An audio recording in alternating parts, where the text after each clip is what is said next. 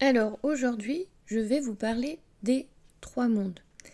Ce qu'on a entendu, ce qu'on entend même très souvent, il y a trois mondes, le monde d'en haut, le monde du milieu, le monde d'en bas. La première fois que je me suis intéressée vraiment au chamanisme et que j'ai commencé à étudier le sujet, et que j'ai entendu trois mondes, je me suis posé la question, pourquoi trois? Il y a quelque chose qui me tiquait dans le fait de dire, il y en a trois. D'où ça vient ce chiffre 3? D'ailleurs, je me pose encore la question, qui a inventé cette notion de 3? Alors pourquoi je vous dis ça? Parce que effectivement, quand vous travaillez, vous discutez avec des praticiens de chamanisme et des chamans, alors plutôt dans la partie occidentale, ils nous disent qu'effectivement il y a trois mondes.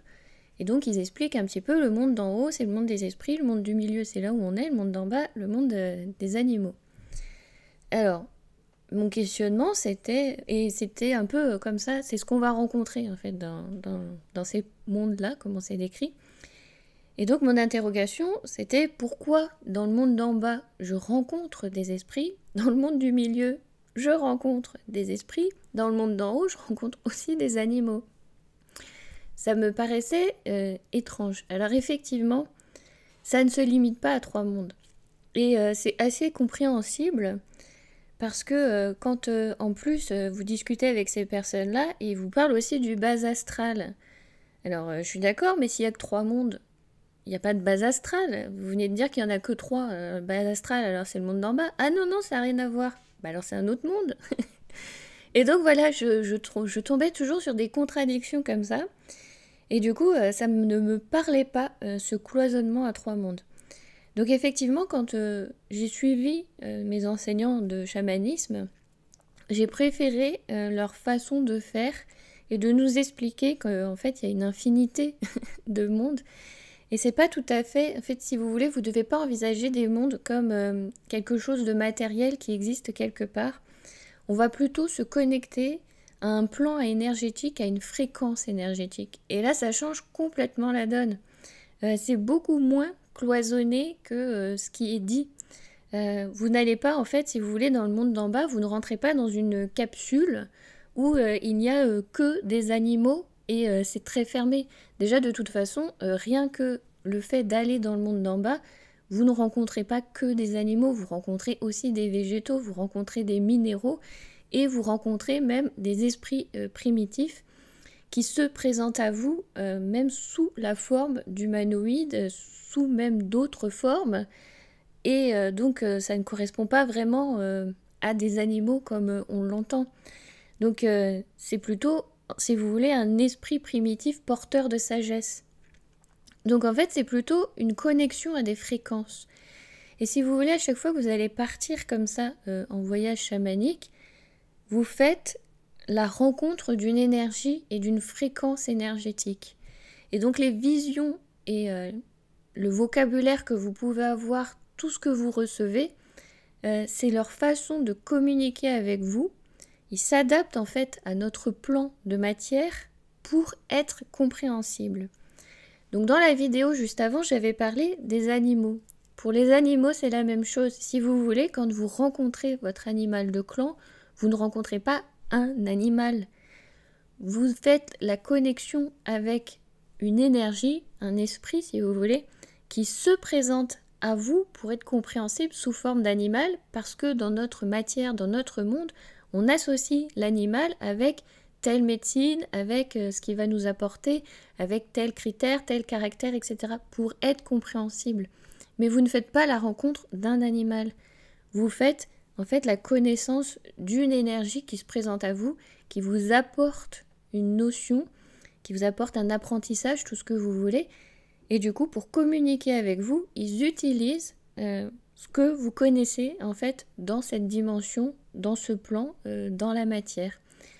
Et donc parfois, quand vous rencontrez comme ça, du coup, des esprits qui sont dans le monde d'en bas, qui devraient être des maîtres ascensionnés du monde d'en haut, c'est possible, parce que c'est pas si cloisonné que ça. Si vous voulez, on est dans des plans énergétiques. Et quand on nous placera dans l'autre plan, après la mort, on sera sous cette forme énergétique. On n'aura pas d'espace cloisonné, d'existence cloisonnée avec une apparence fixe. C'est une énergie et tout est tout le temps en mouvement. Donc c'est vrai qu'on a du mal à le concevoir en fait nous en tant qu'humains parce qu'on vit là actuellement dans la matière, mais dans l'autre plan c'est comme ça que ça fonctionne.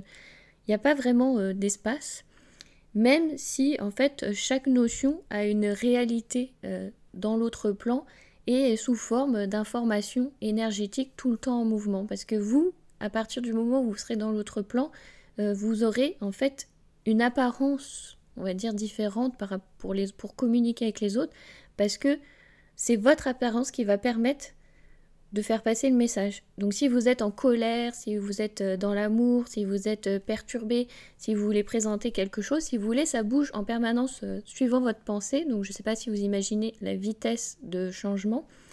Et du coup, vous n'avez pas vraiment de plan dans un espace où vous existez. Pourtant, c'est un autre, en fait, type d'espace, mais il faut l'envisager tout le temps en mouvement.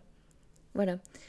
Je l'explique aussi sur ma chaîne de podcast Zen Attitude chez Zenome avec les lectures de 7. Donc vous pouvez commencer à écouter à partir de l'épisode 6.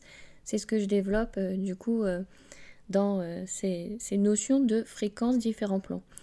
Et donc une fois que vous avez compris que vous faites la rencontre d'une information énergétique dans un autre plan qui est plutôt une fréquence vibratoire, eh bien vous comprenez à quel point ça ne peut pas être limité à 3. Ça ne peut pas être limité à 3 mondes. Parce que vous allez forcément rencontrer beaucoup plus que ça. On n'est pas limité. Si vous voulez, tout ce que les hommes font et créent, ça vient de leur pensée, leur imaginaire. Et à partir du moment où on envoie une pensée, si vous voulez, quand vous envoyez une pensée, eh bien, il y a cette fréquence énergétique qui est captée dans le plan invisible. Vous créez en fait cette information. C'est comme si vous créez une petite bulle, un petit espace avec cette information qui va être envoyée. Donc si vous voulez, on ne peut pas se limiter à 3. On est des milliards d'individus, on a des milliards de pensées. Il suffit de regarder juste dans les films l'imagination que l'on a, tout ce que l'on peut créer. Donc ça ne peut pas être limité à 3. Il n'y a pas que 3 fréquences, si vous voulez. Il n'y a pas que 3 plans. Déjà, les défunts qui sont parfois bloqués autour de nous sont dans un autre plan. Et ce plan existe bien en dehors des 3 mondes. Donc si vous voulez, il ne faut pas imaginer quand on vous dit vous allez partir dans un monde que c'est un monde qui a une existence avec de la matière. C'est juste une connexion à une fréquence énergétique. Une fois que vous avez compris ça, je pense que du coup vous pouvez envisager en fait comment ça fonctionne.